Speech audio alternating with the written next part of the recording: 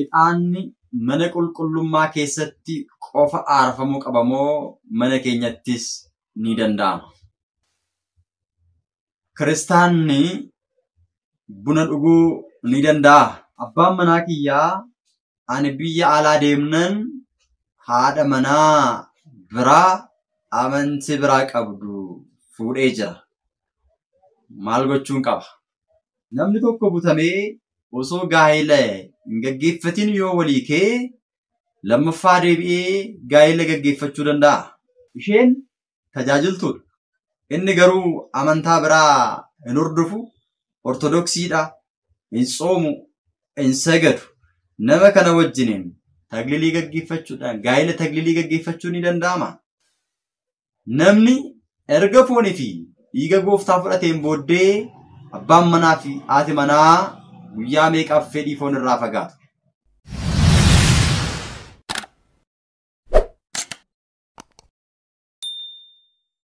Maqaa Abbaa, kan Ilmaa, kan Hafuura Qulqulluu, Waaqa tokkoon Ameen. Kabajamtootaaf jaalatamtoota maatiiwwan Waaqayyoo, Waaqayyoon kan jaallattan Waaqayyos kan isin jaallatu hundumti keessan hordoftoota dhangaa lubbuu bakkaaf lafa jirtanitti nagaa Waaqayyo isiniif haa baay'atu. Akkam jirtu? Egaan guyyaa har'aa kana akka fedhaaf jaalala Waaqayyootti kutaa lammaffaa gaafilee isin karaa koomentiitiin gaafattan deebisaa kan isiniif laannu ta'a waan ta'eef hanga dhuma sagantaa kiyyaatti akka hordoftan kabajaan isin affeera. Isa dura garuu chaayinaaliin kun kan keessanii, chaayinaaliin kun guddachuun wangeelli bal'achuu jechuudha. Sabni Waaqayyoo gara gaabbitti dhufuu jechuudha. Sabni Waaqayyoo tajaajila guutuu argachuu jechuudha waan ta'eef iyyuu egaa yeroo waan darbe keessatti keessummoota affeerree akkuma isin tajaajilaa turre gara fuulduraattis affeerree akka isin tajaajilluuf dirqama chaayinaaliin kun guddachuun namoonni hordofanii gara gaabbitti dhufuun barbaachisaa waan ta'eef isinis chaayinaalii kana sabiskiraayib laayik walii gochuudhaan guddina chaayinaalii kanaadhaaf egaatii akka sababa taatan akka irratti hojjettan isin affeerraa kallattumaan gara gaafii keenyatti darbina. Gaafiin keenya inni jalqabaa ixaanni mana qulqullummaa keessatti qofa aarfamuu qaba moo mana keenyattis aarsuu ni dandeenya? Mana keenyatti yoo itti fayyadamne yoo aarsine miidhaa maal qabaa jedha. Egaatii ixaana jechuun maal jechuudha yoo jenne aarsaa mana qulqullummaa Waaqayyootti dhiyeeffamu keessaa isa tokkodha. Kakuu moofaa keessa darbee kakuu haaraattis gaafa dhufnu gooftaan keenya qorichi keenya Iyyasuus Kiristoos gaafa inni dallaaloonii Beetelehemitti dhalatu 9 warra jedhaman biyya bahaa biiftuu fagoo irraa dhufanii ixaana karbee fi warqee qabatanii gooftaa keenya Iyyasuus Kiristoosiif kennaa kana dhiyeessaniiru. Gooftaan keenya Iyyasuus Kiristoosiif kennaa isaan dhiyeessan kana osoo hin cigga'in yookiin osoo hin tuffatin kennaan isaanii kun sirrii ta'uusaa fudhatee isaanis eegaatii akkuma kabajaan dhufanitti ergamaan Waaqayyoo isaan gaggeessee gara biyya isaaniitti deebi'anii galanii. Namoonni baay'een garuu ixaanni mana qaallutti qofa aarfamaa, ixaanni kiristaanaaf hin barbaachisu jechuudhaan yeroo baay'ee yommuu isaan dogoggoran, yommuu isaan balaaleffatan ni arga. Keessumattuu manaafiqoonni ixaana yommuu balaaleffatan ni arga. Ixaanni egaa mana amantaa keessatti hojii gaariidhaaf kennaa guddaa aarsaa mana qulqullummaa Waaqayyoof dhiyaatu. Gooftaan keenya Iyyasuus Kiristoos ixaanni osoo warra qaalluudhaaf seexanaaf qofa dhiyaata ta'ee ixaana isaanii sana hin fudhatu. Aarsaa isaanii sana irraa hin fudhatu. Ixaanni iddoo guddaa qaba. Lammaffaan ixaanatti akka nuti fayyadamnuuf eenyutu ajaje kan jedhu beekuun barbaachisaadha. Deebii kana laachuun dura. Ixaanatti akka fayyadamnuuf kan nu ajaje Waaqayyoodha. Seera bahuu boqonnaa 30 lakkoofsa 31 irraa kaastanii gaafa dubbistan Waaqayyoon akkamittiin akka Musee ajaje ni arganaa jechuudha. Namoota Israa'elitti kun dhaloota keessanitti anaaf dibata qulqullaadha jedhaati dabarsaa. Anaaf dibata qulqullaadha jechuudhaan gooftaan keenya Waaqni keenya uumaan keenya ajajeetu jira. Egaa dibanni kun dhangaa namatti hin dibama. Isin akka kanatti akka safara inni itti ol makame kanatti hin qopheessitu. Inni qulqulluudha. Isin birattis qulqulluu ta'ee hin jiraata. Namni dibata urgooftuu kana akkasiin qulqulleesse dhanna namaa dibachuun hin taafneef yoo dibe saba keessaa lafa irraati hin balleeffamaadha. Kana gaafa jennu egaa seera boqonnaa 30 lakkoofsa 31 irraa kaastanii gaafa dubbistan Waaqayyoon seera kana kaa'e. Egaa barbaachisaa akka ta'e ixaanni kun akka inni barbaachisaa ta'e ufumaa isaadhaaf Waaqayyoon ajajeetu jira jechuudha. Inni lammaffaan immoo akka qopheessaniif Musee ajajeera. Ixaanni akka qophaa'uuf akka qopheessuuf Waaqayyoon Museedhaan wanti urgaa'u haphee mukaa irraa ilillee urgaa'u aannan muka urgaa'u ixaana muka hin qabne safarri isaa kan wal qixxaate fudhadhu. Akkuma warri urgooftuu qopheessan hojjetanittis ati soogiddatti naqeessii qulqulleessitii aarsaa urgaa'u qopheessi jedhee Waaqayyotu Musee ajaje. Kan Waaqayyo ajajeen, kan Waaqayyo kenneen, kan Waaqayyo jaallateen hin barbaachisu jechuun egaa Waaqayyoon mormuudha jechuudha. Asuma irratti itti dabalee seera boqonnaa 40 lakkoofsa 26 irraa kaastanii ammas gaafa dubbistanii ergasii Museen iddoo aarsaa warqee irraa hojjetame sana golgicha fuula duraan dunkaana ittiin wal ga'an keessa dhaabee isa irrattis akka Waaqayyo isa abboometti ixaana fooliin isaa urgaa'u aarsaa dhiyeessee jedha. Aarsaa dhiyeesseedha. Ixaanni Waaqayyoof aarsaa guddaadha. Ixaanni fuula Waaqayyoo hundatti jaallatamaadha. Jaallatamuu isaarraa kan ka'e faarfataan abbaan keenya qulqulluun Daawit faaruusaa 440 lakkoofsa 21 irratti kadhannaa koo fuula kee duratti akka aarsaa ixaanatti naa fudhadhu jedheen. Ixaanni aarsaan ixaanaa fuula Waaqayyoo hundatti jaallatamaa waan ta'eef kadhannaa kiyyas akka aarsaa ixaanatti jaallatamaa taasisiitii naa fudhadhu jechuudhaan Waaqayyoon akka aarsaa isaa kadhannaa isaa fudhatuuf jecha qulqulluun abbaan keenya Daawiti kan inni dubbatee fi kanaaf jechuudha uummata Waaqayyoo. Akkana ta'e gara booddeetti deebinee gaafa laallu macaafa Milkiyaas jechuudha boqonnaa 1 lakkoofsa 11 irraa kaasnee gaafa ilaallu jecha akkana jedhu argan. Lafa gidduutti maqaan koo bahaa biiftuutii saba biyya lafaa gidduutti guddaa hin ta'a. Maqaan koo saba biyya lafaa gidduutti guddaa waan ta'eef iddoo hundumatti ulfina maqaa kootiif ixaanni fi kennaan midhaanii hin dhiyeeffamaa jedha. Iddoodhuma hundatti maqaan kiyya guddaa waan ta'eef iddoo hundatti aarsaan ixaanaaf kennaan midhaanii hin dhiyeeffamaa jedha. Egaa namoonni baay'een garuu jecha kana fudhachuudhaan iddoo hundatti ixaanni aarfamuu ni danda'a rakkoo hin qabu jedhanii yommuu dubbatan hin dhageenye. Iddoo hundatti jechuun mana qulqullummaa koo hundatti jechuudha. Yeroo duraatti kakuu moofaa keessatti yoo ilaalle giddugala biyya kanaa yookiin immoo giddugala addunyaa kan taate Yerusaalemittidha. Aarsaan kan dhiyeeffamaa ture manni amantaa yookiin immoo taabonni Waaqayyoo kan inni kabajamaa ture. Geen booddee garuu taabonni Waaqayyoo iddoo hundatti manni qulqullummaa iddoo hundatti akka bal'atu fedha Waaqayyo ta'e waan bal'ifameef. Kanaafiyyuu bakka hundatti aarsaan kun akka naaf dhiyaatuu fi bakka maqaan koo waamamutti akka dhiyaatu ni taasifama jedhee Waaqayyoon dubbateera jechuudha. Kanaafiyyuu ixaanni eegaatii hin barbaachisa. Barbaachisummaan isaa mana qulqullummaa keessatti bakka hundatti akka ta'e macaafni qulqulluun nutti hin dubbata. Waaqayyoon mana qulqullummaa keessatti kadhannaa taasifamu hunduma jaallatee jira. Ixaana achi keessatti aarfamu hundumaa jaallatee jira jechuudha saba Waaqayyoo.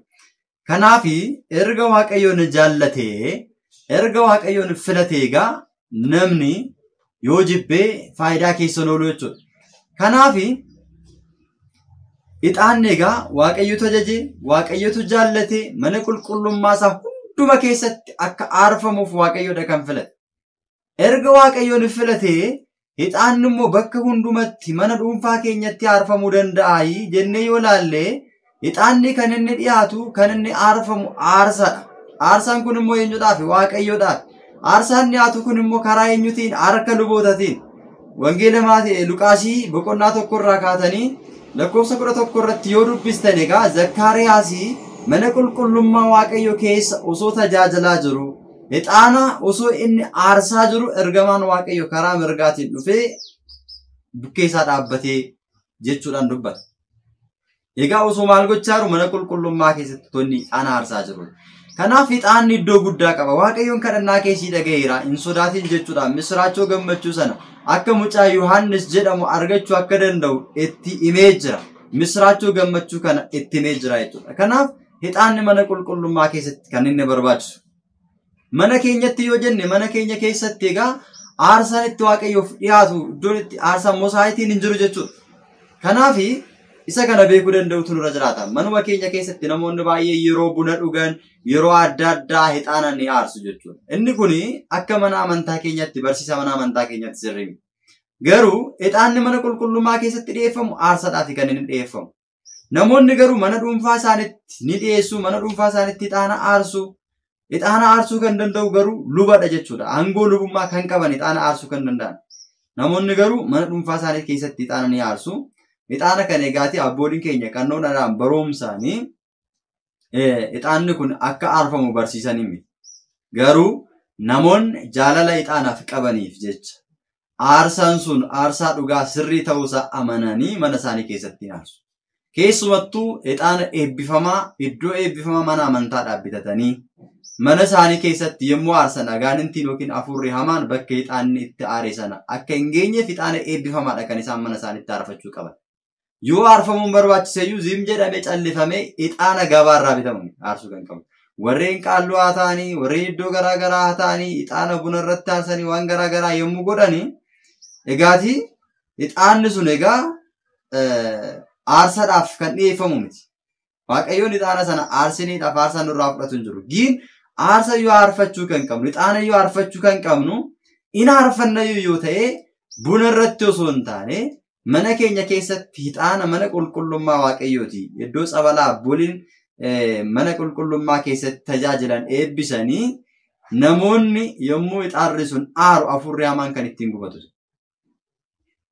Warra qaalluu yoo fudhanne seexanichi daabiloos maal godhe faallaa sanaa taasisee ixaanni gaafa aaru maal godha adeemsa isaa jijjiiree aarsaa ofii isaatii taasifachuudhaaf jecha wantoota akkasii godha. Nuti garuu ixaana jaalala ixaanaaf jennee ni aarfanna yoo ta'e mana qulqullummaa keessaa bitachuudhaan mana qulqullummaadhaan bituudhaan ixaana sana kan aarfannu yommuu aarsinuyyuu egaa qulqullummaan taanee aarsuu qabna. Callisnee buna irratti waan garaagaraatiif aarsuun hin barbaachisu. Hin aarsina yoo ta'e mana keenya keessatti haala sanaan aarsuu danda'utu nurra jiraata. Gara gaafii biraatti gaafa darbinu kiristaanaaf buna dhuguun hin barbaachisamoo hin barbaachisu gaafiin jedhu keenya. Jalqaba irratti buna jechuun maal jechuudha yoo jennee ilaalle egaa bunni akkuma namoonni nyaata nyaatan keessummaa ittiin keessummeessuudhaaf yeroo ittiin dabarsuudhaaf jecha ittiin haasa'uudhaaf jecha namoonni maal godhu buna hin danfisu buna hin dhugu jechuudha. Amma kaayyoon isaa egaa buna miti kan jibbame. Waaqayyo buna miti kan jibbe. Namoonni tokko tokko adeemsa garaagaraatiin bunni jibbamaadha jedhanii yommuu barsiisanii hin argina jechuudha. Buna miti kan jibbe Waaqayyoon. Buna maaliif jibbee jennee yoo ilaalle buna miti kan jibbe Waaqayyo. Bunni kiristaanota biratti jibbamaadha jedhamee kan dubbatamu bunni jibbamaa ta'e osoo hin taane gochaawwan buna irratti raawwatamantu jibbamaa. Sababiin isaa fakkeenyaa fi manni amantaa keenyaa akka barsiistutti egaa namoonni baay'een buna gaafa danfisan ollaa walii isaanii waamanii buna irra taa'anii nama amatu. Waaqayyo immoo ameen jaallatu. Buna irra taa'anii waa'ee namaa odeessu, waa'ee namaa haasa'u. Isarra darbee immoo buna kan dhugan suusidhaaf jedhanii dhugu. Gara amlikootti yookiin immoo waaqeffannaatti jijjiiru namoonni. Kanadha kan jibbisiise buna. Ani buna yoon dhuguu baadhe mataa kiyya na falaxa, mataa kiyya na dhukkubaa, araadaan qaba, suusiin qaba jedhanii namoonni gara suusitti gara hafuura hamaatti of laatu kallattii bunaati. Biddeena suusidhaaf hin nyaannu, bishaan suusidhaaf hin dhugnu, waan dheebonnee dhugnaa midhaanis waan beelofnee hin nyaannu. Bunas immoo waan fayyadamuu qabnuuf qofa fayyadamna yoo ta'e, kallattii biraatti jijjiirree hin fudhannu yoo ta'e, suusidhaaf hin fayyadamnu yoo ta'e, callisnee yeroo keenya ittiin dabarsuudhaaf, keessummaan dhufe ittiin asoofsiisuudhaaf qofa fayyadamna yoo ta'e, bunarra teenyee nama namannu yoo ta'e, buna wanti akka nuti hin dhugne nu daangeessu hin jiru jechuudha. Abboonni keenya kan nu barsiisan isa kana. Garuu bunni jibbamaa kan inni taasisu gochaawwan buna irratti raawwatamu. Nama buna irra teenyee nama amannaa yeroo keenya aarsaa goone waa'ee namaa haasofnaa. Buna yoon dhuguu baadhee mataa kiyya na dhukkubaa suusidhaa ina uummata waan akkasii namoonni diinni karaa sanaan seenee gara suusitti jijjiiree gara waan biraatti jijjiiree suusidhaan waaqayyo irraa addaan ni baasa yoo ta'e kan jibbame isa kanadha. Wantoota akka sanarraati of daangessanii wantoota akka sanarraa bilisa of taasisanii yoo fayyadaman rakkoon qabu jechuudhaan abbooliin keenya kan isaan nu barsiisan jechuudha. Fakkeenyaaf amma caatii fudhadhaa. Caatii yoo fudhattan namoonni suusidhaaf kan isaan nyaatu. Caatii nyaachuu baannaan hojii hojjechuu kan hin dandeenye jechuudha. Araqee dhuguu baannaan dhugaatii garaa garaa dhuguu baannaan lafti kun dukkana kan itti fakkaatu jiru. Achi keessan galee diinni hojii guddaa hojjeta waan ta'eef. Fakkeenyaaf namoonni dhugaatii dhugan araqee fakkeenya yoo fudhattan malakkaadha miti. Malakkaadha maaliif jookiidhaan hin kennamne? Malakkaadhaan jechuun hanga humna isaa garaa dhukkubbii yoo qabaate nyaata nyaatee garaa dhukkubbii yoo qabaate hanga garaan isa dhukkube sanaaf amma humna isaa akka dhuguuf humna isaatii olitti dhugee akka sakkaruuf miti. Akka gangalatuuf miti. Akka nama arrabsuuf miti jechuudha. Inni gayyu yoo ta'e. Bunas yoo ta'e akkasuma jechuudha. Caatis yoo ta'e fakkeenyaaf doktoroonni karaa adda addaatiin qoricha keessatti fayyadamanii argannoodhaan bifa marfeetiin gaafa namoonni dhukkubsatan karaa adda addaatiin qorichatti dabalamee tajaajila laata. Garuu immoo isa kana yoo laallee mana qorichaa waaqayyo hin jibbine namni akka gara mana marfee deemee yoo dhukkubsatee marfee waraannatee akka inni fayyu waaqayyoon hin daangessine. Caatiin garuu suusidhaaf nyaatama argitan. Inni achittis doktoroonni qammamanii bifa adda ta'eetiin akka nama miidhuu hin dandeenyetti qopheessan waaqayyoon hin balaaleffanne. Garuu as kana kan nama miidhuu danda'u sammuu namaa kan jeequu danda'u gara suusitti geessee gara amlikootti geessee waaqayyo irraa addaan isa baasee sammuun isaa isaan malee hojjechuu kan hin dandeenye jiru. Inni kun egaa waaqayyo irraa addaan baaniiru guutumaa guututti karaa sanaan seenee diinni maal godheera itti fayyadameera. Kanaafiyyuu nuti addaan baafachuu kan qabnu faayidaa isaa irratti hundoofne. Waan hundumtuu nuu kennameera jedha Phaawulos. Waan hundumtuu nuu kennameera hundumtuu garuu nu fayyadu. Nuti jireenya keenya keessatti waan nu miidhu dhiisuu qabnu. Waan waaqayyoon adda nu baasu waaqayyo wajjin walitti nu buusu hundumayyuu irraa fagaachuu qabu. Waan nu fayyadu jireenya keenya keessatti kan nu miin waaqayyo wajjin kan walitti nu buusne garuu fayyadamuu dandeenya. Fakkeenyaaf bunni keessummaa ittiin haasofsiifannaa yeroo keenya ittiin dabarfannaa bunarra teenyee nama namannu suusidhaaf hin dhugnu jedhanii namoonni dhugan dhugaa jiru dhugus danda'u jechuudha. Kanarra darbee garuu suusidhaaf wantoonni amma kanaan dura dubbachaa turre akkasitti raawwatama taanaan dhiisutu irra filatamaadha jechuudha. Gara gaafii biraatti gaafa darbinu gaafiin kun gaafii nama dhuunfaati. Abbaan manaa kiyyaa ani biyya alaa deemnan amantaasaa jijjiiree dubartii amantii biraa qabdu fuudhee jireenya isaa gaggeessuu jalqabeera. Kanaafiyyuu ana maal gochuu qaba? Ani ammayyuu biyya alaan jira jechuudhaan namni kun gaafii kana gaafattee jira. Abbaan manaa ishii yommuu biyya keessa wajjin jiraatanitti akka abbaa manaa haadha manaatti wajjin taanii jiraachaa turan. Okay. Wajjin jiraachaa turan abbaa manaa ishii. Isheen garuu gara biyya alaatti deemnan gara biyya hambaatti baanan inni immoo amantaasaa jijjiireera. Amantaasaa ganeera. Fannoo isaa kutee nama amantaa biraa qabu wajjin gaa'ela isaa gaggeessee jiraachaa jira. Maal gochuun qaba? Gaafii jedhudha kan ka'e jechuudha. Homaayyuu gochuu wanti danda'amu hin jiru. Erga amantaasaa kutee, erga kirrii isaa jijjiire, erga eenyummaa isaa waadaa galee sana dhiisee amantaasaa jijjiiree kan biraa wajjin jireenya eegalee homaa gochuun hin danda'amu jechuudha. Waaqayyoon kadhachuudhaan, waaqayyotti boo'uudhaan gaa'ela kiyyaaf eebba kan naaf ta'u, gaa'ela eebbaa naaf kennanii kadhachuudhaan gaa'ela biraa gaggeeffachuudha. Sababiin isaayyuu macaafa qulqulluu irratti maal jedha? Wangeela Maatiyoosi boqonnaa 19 lakkoofsa 5 irraa kaastanii gaafa dubbistan waa'ee kana irratti gooftaan keenya Yesuus Kiristoos akkas jedheetu jira jechuudha. Kun deebisee waaqayyo inni jalqabatti isaan uume dhiiraa fi dubartii akka uume hin dubbifneere jedha.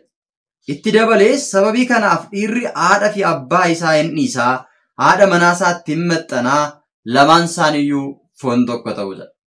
Lamaan isaaniiyyuu foon tokko ta'u erga jedhe egaa isaan lama miti foon tokko malee. Kanaafi waan waaqayyo walitti qabsiise yookiin immoo walitti hidhe namni gargar hin baasinii jedhee gooftaan keenya Yesuus Kiristoos barsiiseera.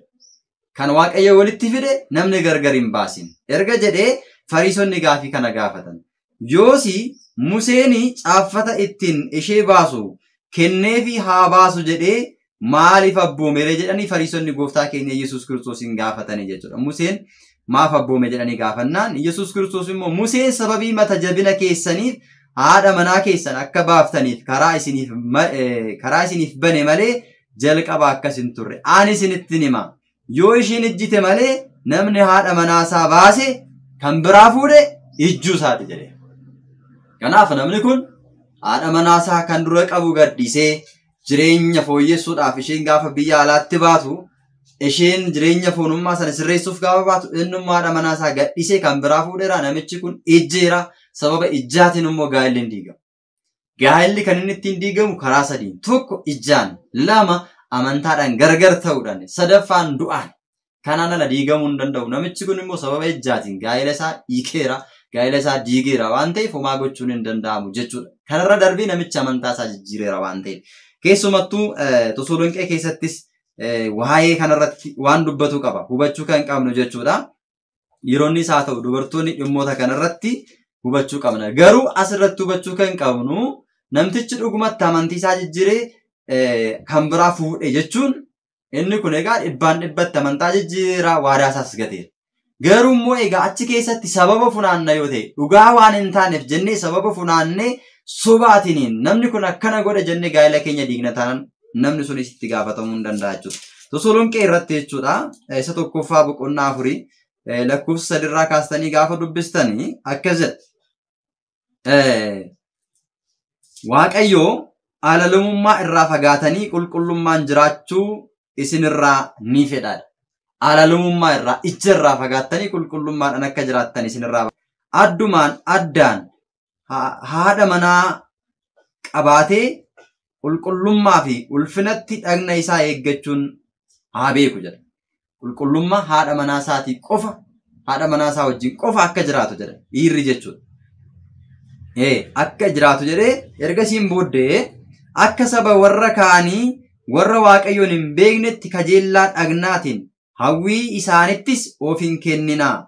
Egaa namni kana irra darbee dubbii kanatti ri'aa isaa hin goyyomsin gooftaan warra balleessan akkasii hojjetan balleessaa akkasii hojjetan gooftaan warra balleessaa akkasii hojjetan inni adaba malee duraan dursee isinitti himeera. Dhugaa isinitti baheera. Xuraa'ummaatti otoo hin ta'in qulqullummaatti akka jiraannuuf waaqayyo nu uume jedhee qulqulluun Phaawulos dubbatee jira jechuudha. Egaa namoonni wal goyyomsuudhaan namoonni karaa hin taaneen goyyomsaa adda addaatiin gaa'ela isaanii kan diigan kamiyyuu itti gaafatamu. Kanaafuu abbaan manaas haati manaas qulqullummaadhaan kajeellaa foon isaaniirraatti of eeganii gaa'ela isaanii keessatti akka jiraatan nan abboomaa nan dubbadhaa. Kanammoo duraan dursitaniyyuu dhageessaniittu jedhee Phaawulos dubbata jechuudha. Kanaafuu namni kun kajeellaa fooniif jedhee nama haadha manaasaa kabajaa hiikee amantaasaa jijjiiree kirriisaa kutee erga deemee homaa gochuun hin danda'amu. Kanaafiyyuu maal nu gorsitu kan jedhu ati egaa kajeellaa foonii boru keessa akka hin seenne gaa'ela qajeelaa argachuudhaaf karaa seeraatiin karaa mana amantaatiin gaabbii galuudhaan waaqayyotti bo'uudhaan gaa'ela dursa wantoota barbaachisan gara fuulduraattiin baranna isaan eeguudhaan gaa'ela ofii gaggeeffachuudhaan jiraachuun ni danda'ama jechuudha. Gara itti aanutti yoo darbine namni tokko butamee osoo gaa'ela hin gaggeeffatiin yoo walii kee nama biraa waliin gaa'ela isaa gaggeeffachuu danda'a haala kamiinidha. Egaa gaafiin kunis gaafii nama dhuunfaati. Namni tokko butamee fakkeenyaaf butiin iddoo garaagaraatti jiraachuu danda'a. Afeeralleedha amma yoo jiraates tariitii jechuudha. Namni kun butamee gaa'ela osoo hin gaggeeffatin walii kee. Kana jechuun maal jechuudha? Namni kun haadha manaa ta'uudhaaf fudhatamee galeera mana sanatti. Wajjin jiraateera. Wajjin jiraachuudhaaf egaa sababa maaliitiin akka hin keenye yoo walii kee. Erga butamee, erga fuudhamee gara sanatti deemee namtichi erga ishee butee ishee wajjin jiraachuufidha kan inni ishee fuudhe. Kan inni ishee bute. Yookiin tariitii namni sun jaalala nama sanaadhaaf jedhee kallattiidhaan gaafatee argachuu dadhabnaan karaa humnaatiin karaan barbaachisnee fuudheera ta'a. Fuudhe gin wajjin jiraachaa jiran namni kun. Namni kun wajjin jiraachaa jira gaa'ela isaa garuu hin gaggeeffanne. Garuu mana isaatti fudhateera ishee wajjin jiraachaa jira waliin jiraachaa jiru. Kanaaf erga waliin jiraachuu jalqabanii namni kun erga adeemsa akkasii keessa seenanii gaa'ela isaanii karaa mana kiristaanaatiin haaromfatanii wajjin jiraachuu qabu malee walii kun irra hin jiraatu. Walii kun irra hin jiraatu jechuudha nama kana. Sababiin isaa maaliif namni kun takkaa gara sana dhaqeera waan ta'eef gara biraa achii bahee immoo gara biraatti deemee eerumaaf yookiin fuudhaaf nama biraa barbaada yoo ta'e ijja dhaqu. Sila kana ta'eef maal gochuu qaba? Nama sana wajjin jiraachuu qaba. Haala jiru mijeessee sirreessee gaa'ela isaa raawwatee wajjin jiraachuu qaba. Gaa'elli kan diigamu karaa sadii qofaadha. Isaan alatti gaa'ela hiikuun hin danda'amu, jijjiiruun hin danda'amu waan ta'eef nama sana wajjin jiraachuu danda'utu irra jiraata. Manni amantaa keenya kan barsiistu karaa sadiidha. Sadan kanaan ala gaa'elli gonkumaa hin hiikamu. Hiikameera taanaan namoonni gaa'ela sana hiikan itti gaafatamu jedhee kaa'e. Gara gaaffii itti aanutti gaafa darbinu dubartiin yookiin isheen tajaajiltuudha. Inni garuu amantaa biraa hin hordofu ortodoksiidhuma. Garuu bataskaana hin deemu, hin soomu, hin sagadu, hin kadhatu. Nama kana wajjin tagliidhaan gaggeeffachuun hin danda'amu. Nama hin saganne, nama hin soomne, nama bataskaana hin deemne, nama seera mana amantaa hin beekne, maqaadhaaf qofa kiristaana kan ofiin jedhu, nama roobii fi jimaata nyaatu, nama garaasaadhaaf jiraatu wajjin gaa'ela taglilii gaggeeffachuun akkamitti danda'a? Fooniif dhiigni Waaqayyoo ulfina qabeessa akka ta'e hin beeku namichi kun. Isheen garuu tajaajiltuudha, hin tajaajilti. Isa kanadha yeroo baay'ee gaa'elli isaanii akka diigamuuf sababa kan ta'u. Filannoo malee itti seenanii kan isaan hin fakkaanne wajjin walitti dhufuudhaan nama hin soomne maqaaf qofa kiristaana kan ta'u yoo barbaade fannoo isaa kutee kan deemu godhu. Nama akkasii wajjin akkamittiin gaa'ela gaggeeffachuu hin danda'amu. Tajaajiltuudha yoo ta'e yookiin namni sun tajaajilaadha yoo ta'e nama akka isaatti tajaajilu, nama seera wangeelaa beeku, nama soomu, nama sagadu, nama kadhannaa gaggeessu. Egaatii qurbaanni kan barbaachiseef tokkoffaa diina ittiin mo'achuudhaaf. Lammaffaan immoo mootummaa Waaqayyoo ittiin galuudhaaf. Namni kun hin kadhatu yoo ta'e diinni gara isaa dhufa maayidhaan ofirraa deebisa. Hin soomu yoo ta'e maayidhaan ofirraa deebisa. Waa'ee qurbaanaa hin beeku, qurbaana hin fudhata, boru ittiin jiraatu, gaafa inni itti jiraachuu dhiise ergamoonni Waaqayyoo dhufanii waancaa ibiddaatiin keessaa fuudhanii ol kaa'u. Keessaa fuudhameera maal gatii qabare. Kanaafi nama akkasii wajjin gaa'ela gaggeeffachuun hin barbaachisu. Gaa'ela kan gaggeeffachuun isin irra jiraatu nama isin fakkaatu wajjin, nama soomu, nama sagadu, nama Waaqayyoon beeku, citii qurbaanaa baratee beeku, qurbaana dursa maaltu barbaachisa, qurbaana booddee maaltu barbaachisa kan jedhu beekuudhaan nama itti jiraatudha. Nama itti jiraachuu danda'u wajjin gaa'ela gaggeeffatu malee akkasumaan lafaa ka'ee maqaadhaaf kiristaana waan ta'eef yookiin qabeenya waan qabuuf jecha qabeenya isaa laaltanii gaa'ela akkasii gaggeeffattu yoo taatan itti gaafatamummaa jalaan baatan. Boru fooniif dhiiga Waaqayyoo fudhanna jettanii dhiiga Waaqayyoo fudhattu, foon Waaqayyoo fudhattu nama sana wajjin. Namtichi waa'ee wangeelaa hin beeku, isin immoo hin beektu. Namicha kan osoo hin barsiisin, osoo hin hubachiisin gara kanatti fiddaniittu. Namtichi boru ganee hin soomu durayyuu hin kadhatu durayyuu waa'ee wangeelaa hin beeku, borus akka barbaadetti akka garaa isaatti jiraata. Gaafa sana eegaatii fooniif dhiigni Waaqayyoo sun egaa kabajaan ulfinaan inni isin ilaattame suni gaafa sana isin keessaa fuudhamee ol kaa'ama. Gaa'ela jechuun immoo tokko gaarii tokko yaraa jechuu miti. Gaa'ela jechuun lamaan isaanii tokko kan itti ta'an amala isaaniitiin, jireenya isaaniitiin, kiristaanummaa isaaniitiin, cimina amantii isaaniitiin waan hundumaaniyyuu tokko kan itti ta'an waan ta'eef gaa'ela jechuun garaagarummaa kan uumu miti. Tokko gaarii, tokko yaraa, tokko beekaa, tokko wallaalaa osoo hin ta'in lamaan isaanii wal madaalanii tokko kan itti ta'an waan ta'eef namoota tokkotti wajjin ta'uu dandeessa wajjin gaa'elli kan gaggeeffamuu danda'u. Kanaafiyyuu gaa'ela akka sanaarraa of eeggachuun barbaachisaadha. Nama hin soomne, nama hin saganne, nama waaqa hin beekne wajjin gaa'ela gaggeeffachuun baay'ee ba'aa guddaadha. Boru gaa'ela keessatti diigaa kan fidu isadha. Isin sagalee Waaqayyo sanaaf jettanii, fooniif dhiiga Waaqayyo sanaaf jettanii waan hundarra gaafa darbitan, waan hunda gaafa dhiistan, inni immoo waa'ee sun ittiin dhaga'amu waan ta'eef gara cubbuutti fiiguu danda'a. Gara cubbuurraa deebisuudhaaf immoo ba'aa guddaa ta'a. Namtichi dursee baratee waa'ee gaa'elaa beekee, waa'ee mana amantaa beekee gara sanatti deemuu danda'a. Taglilii jechuun egaa kan gaggeeffamu nama siraata bataskaanaa eege ilaala. Nama indoomu tagliliidhaan gaafattan ilaala. Tagliliidhaan namni akkasii gaggeeffachuu danda'a. Gaabbii galee tsoomee gara Waaqayyootti dhiyaatee sagadee amala isaa kaleessaa yoo dhiise baratee dursa gaa'ela isaa gaggeeffachuun dursa waa'ee gaa'elaa baratee beekee waan balleesse badiisaa irraa qulqullaa'ee yoo deebi'ee gaggeeffachuu danda'a. Inumaayyuu namtichi immoo dingilii ta'uu qaba. Qaama foonummaa isaatiinis yaada isaatiinis. Kanaaf namtichi kaleessa nyaataa hin dhugaan sagaagalaa Ensoomu addunyaa keessa deddeebi'aa ture arrammoo gaa'ela taglilii wajjin gaggeeffadhaan tajaajiltuudha yoo jette namtichi wani xinnaasaa qulqullummaa isaa hin eegne akkamitti wajjin gaggeeffata. Kuni ergimaanii fida jechuudha. Boruftaan gaa'ela keessatti rakkoo adda addaa kan fidu osoo beekanuu osoo seera isaan eegin osoo waaqayyoodhaaf kabajallaatiin fooniif dhiiga waaqayyoof kabajallaatiin maqaadhaaf qofa warri gaa'ela isaanii tagliliidhaan gaggeeffatan qulqullummaa isaanii osoo hin eegin tagliliidhaan kan gaggeeffatan abaarsa kan fidu kan akkasiiti. Ijoolleen isaanii qaamni isaanii hir'uu taatee kan dhalattu abaarsa guddaa keessa kan galan kan akkasitti kabajallaannee fi kibir lammiggabaa kibir situut kabaja warra barbaachisuuf kabaja kennaa jedha. Fooniif dhiiga waaqayyoodhaaf kabaja barbaachisu ulfina barbaachisa. Yoo nuti kabajne innis nu kabaja waan ta'eef.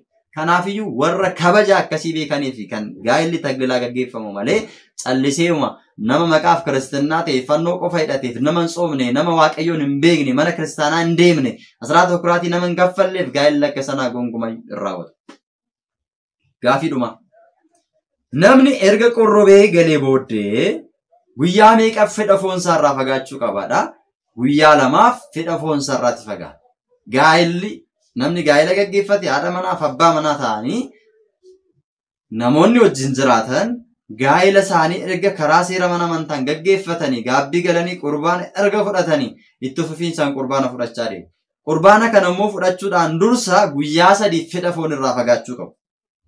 Wantoota qurbaana dura barbaachisanii fi of eeggannoo qurbaana dura sirriitti barachuu qaba namni kun jechuudha. Kanaaf qurbaana osoo hin fudhatin dursa fedha foon irraatii guyyaa 3 fagaachuu qabu. Erga fudhatanii guyyaa 2 fagaachuu qabu. Walumaa galatti guyyaa 5 jechuudha. Torbee sana keessa akkaataa kanaan fedha foon isaan irraa fagaatanii fooniif dhiiga waaqayyoo sana kabajanii kabajamuudhaaf eebba argachuudhaaf akkasitti jiraachuu danda'u isaan irra jiraata.